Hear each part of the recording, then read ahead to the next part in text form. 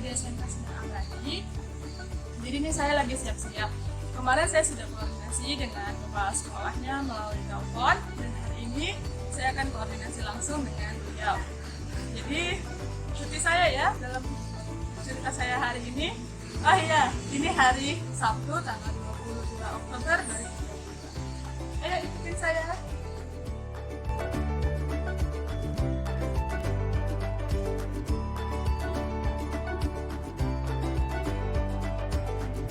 Sahabat rumah belajar, hari ini saya sudah sampai nih di SMK Sinar Abadi, Kutai Barat. Nah, sekarang saya sedang menunggu kepala sekolah untuk berkoordinasi secara langsung dan memohon izin. Meskipun memang saya dan kepala sekolah sudah berkoordinasi secara tidak langsung melalui telepon, dan beliau mengizinkan untuk bersosialisasi hari ini, tapi setelah ini saya menunggu kepala sekolah untuk berkoordinasi secara langsung, dan selanjutnya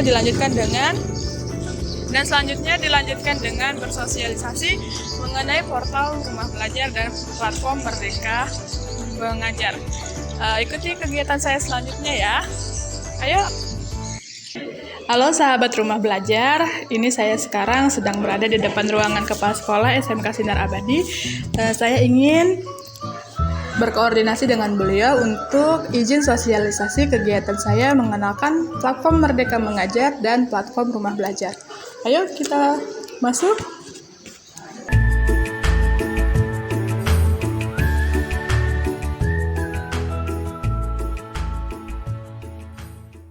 Permisi Pak, sibuk. Oh iya Pak. Permisi Pak, ini saya Sari Nurlita dari Sahabat Rumah Belajar Provinsi Kalimantan Timur tahun 2022, ingin izin melakukan kegiatan sosialisasi di sekolah Bapak. Berikut suratnya. Iya Pak, terima kasih. Untuk surat pertama itu surat pemberitahuan bahwa saya lolos ke level 4 dari 30 terbaik di Provinsi Kalimantan Timur. Kemudian surat kedua adalah surat tindak lanjut dari surat pertama yang meminta dukungan dari instansi-instansi yang terlampir untuk mendukung kegiatan sosialisasi kami. Kegiatannya boleh dilaksanakan. Sekolah saya boleh nanti waktunya bisa di. Oke, terima kasih banyak Pak. Mungkin ada yang mau disampaikan lagi Pak untuk kegiatan ini? Saya rasa nanti mudah-mudahan banyak yang bisa mengikuti kegiatannya, dan pelatihan ini bisa memberikan motivasi untuk Oke Pak, terima kasih atas waktunya Pak. Saya permisi Pak. Ya. Assalamualaikum.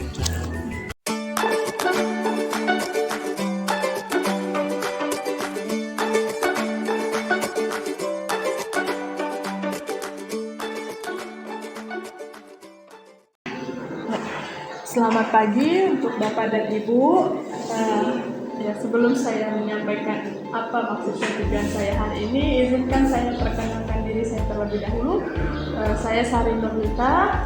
Untuk saat ini saya bekerja di instansi SMA Negeri 1 Sinawar, dan pada kegiatan kali ini saya sebagai sahabat rumah belajar Provinsi Kalimantan Timur ingin mensosialisasikan tentang platform rumah belajar dan platform Merdeka Mengajar. Menteri Pendidikan agar baik guru maupun siswa itu dapat melakukan proses belajar di mana saja, kapan saja, dan dengan siapa saja. Jadi kalau siswa itu masuk ke rumah belajar, dia bisa belajar dari guru mana saja. Tidak mesti gurunya di sekolah, tapi bisa guru dari sekolah lain atau bahkan dari provinsi lain. Nah, kemudian di rumah belajar ini ada 4 fitur utama. Yang pertama saya perkenalkan ada kelas maya. Kelas maya ini tidak jauh berbeda dengan Google Classroom yang biasa Bapak Ibu gunakan selama pandemi kemarin. Nah, di sini kita juga bisa mengadakan kelas, tetapi untuk kelas maya ini akan saya langsung tunjukkan. Di sini dia harus sekolah mendaftar terlebih dahulu sebagai penyelenggara, kemudian guru masuk ke sekolah. Sayang sekali kita punya jaringan kurang mendukung ya Bapak Ibu. Selanjutnya ada sumber belajar. Nah, sumber belajar ini walaupun sekarang sudah nggak pandemi ya Bapak Ibu, tapi masih bisa kita manfaatkan. Jadi kita bisa mengambil video-video pembelajaran atau berbagai jenis sumber belajar, mulai dari video ada, kemudian audio juga ada, ataupun modul kita bisa akses di sumber belajar dan bisa kita bagikan ke siswa. Lalu di sini ada bank soal. Nah, bank soal ini juga berisi soal-soal yang dibuat oleh Bapak Ibu guru hebat di Indonesia. Dan kita nggak hanya bisa menikmati soalnya, tapi kita juga bisa berkontribusi di situ selama kita login ke sumber belajar atau ke rumah belajarnya. Lalu ada satu fitur terakhir untuk fitur utama dalam rumah belajar, yaitu laboratorium maya. Jadi kalau ada Bapak Ibu di sini yang mengajar khususnya eksak, sains, itu kalau di sini keterbatasan dengan laboratorium, di sini kita bisa gunakan laboratorium maya yang isinya berupa simulasi praktikum. Untuk 4 hal yang ada saya di layar ini merupakan fitur utama dari rumah belajar. Selain fitur utama ini, ada juga fitur pendukung dari rumah belajar. Di sini ada peta budaya.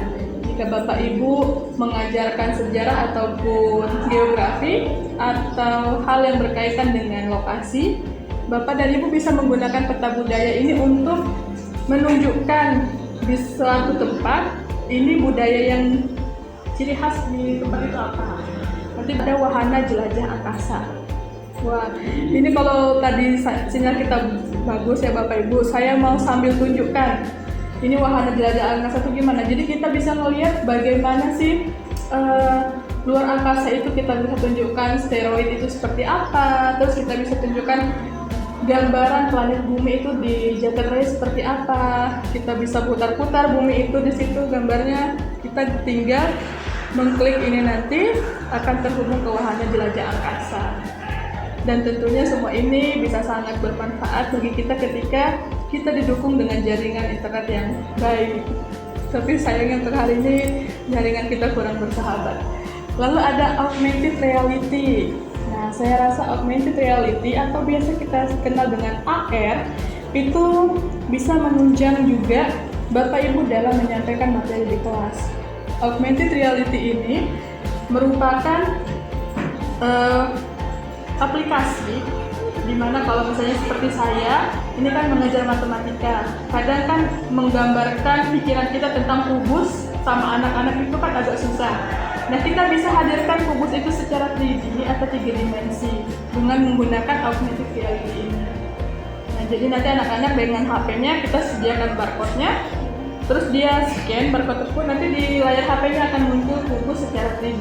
Jadi kita bisa tunjukkan yang saya maksud bidang diagonal itu seperti ini, nanti bisa ditampilkan.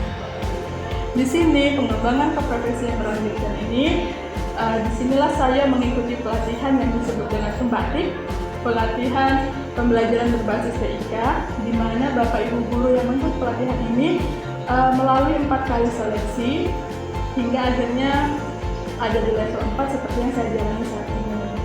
Jadi tahun depan jika Bapak Ibu tertarik, ingin menambah wawasan, ingin menambah kualitas diri, bisa ikut mendaftar di Pembatik, platform Merdeka Mengajar. Bapak Ibu pernah mendengar platform Merdeka Mengajar?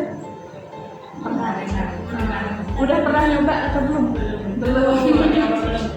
Ya, jadi sepengetahuan saya, platform Merdeka Mengajar ini dihadirkan ya, untuk kita mempersiapkan diri mengaplikasikan kurikulum Merdeka Mengajar, kurikulum Merdeka Belajar. Jadi platform Merdeka Mengajar atau biasa kita panggil dengan singkatan PMM ini dihadirkan untuk guru. Saya akan beralih kepada akun belajar ID. Akun belajar ID ini Bapak Ibu sudah ada yang punya? Sudah. Masih menggunakan? Masih belum dimaksimalkan. Tapi Bapak Ibu sudah tahu perbedaan akun belajar ID dengan akun belajar akun email biasa? Nggak tahu. Perbedaannya di pertama storage-nya ya, lebih unlimited. Ya, storage-nya unlimited, dimana kalau pakai akun Belajar ID kita tidak dibatasi untuk penyimpanan di Google Drive-nya. Sedangkan kalau pakai email pribadi kita terbatas sebanyak 15 GB saja. Kemudian untuk fitur di Google Education-nya dengan menggunakan akun Belajar ID ini lebih banyak dibandingkan akun biasa. Nah, bagi Bapak Ibu yang belum punya akun Belajar ID itu biasanya dari operator sekolah yang akan mendaftarkannya. Tapi kalau misalnya dari operator sekolah sudah mendaftarkan, ditunggu sekian bulan tidak ada balasan, kita bisa mengajukan secara mandiri. Mengajukan secara mandirinya itu kita buka linknya. Ini di belajar.id.